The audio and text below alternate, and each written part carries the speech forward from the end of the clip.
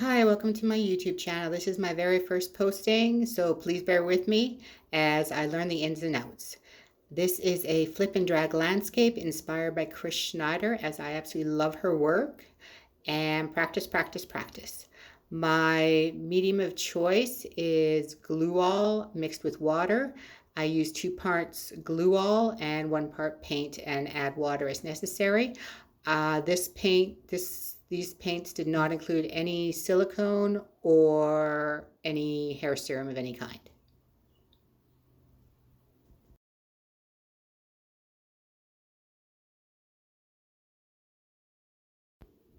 Quite often when you drag them, you don't quite have enough paint to cover the whole area.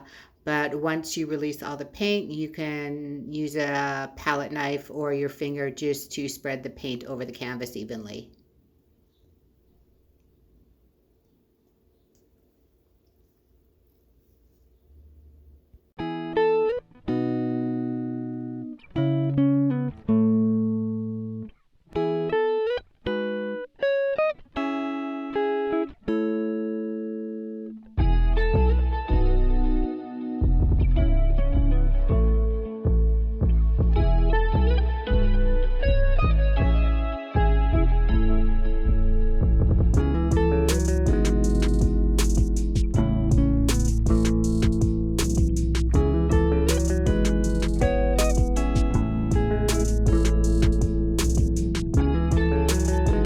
Now comes my favorite part. I love the tilting aspect of this, and this is when you really get to see what your paint does and how it flows and how quickly it flows. Maybe you made it the paint's too thick or maybe too loose, but I'm really happy with how this was flowing, and I hope you're enjoying watching it as well.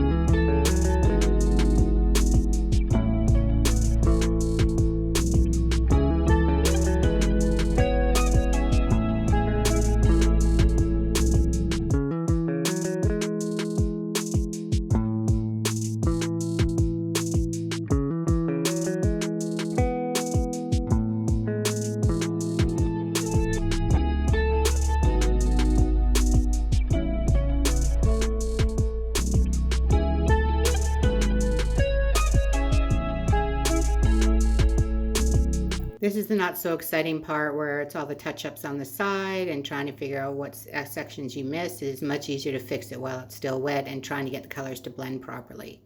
And now we're torching it to get rid of any air bubbles and allow the cells to rise to the top. I live in Alberta, Canada, and even if I let the paint sit for quite a while, I find I still get quite a few air bubbles, and I don't know if that's because the altitude we're at. I know the weather has a lot to play with it, so I find some of my artwork does contain some unpopped air bubbles, and I'm just learning to live with them. And we're just doing some more touch-up and things we've missed. As you can still manipulate the paints for quite some time once you've poured. And here I have a cat, so I'm removing bits of cat hair and any other things that might appear on the canvas that could cause issues later on.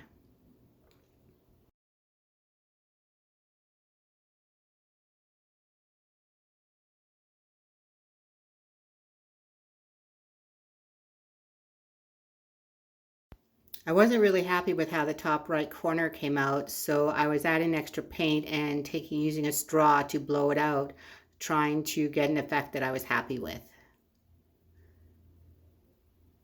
And this is a close-up of that process.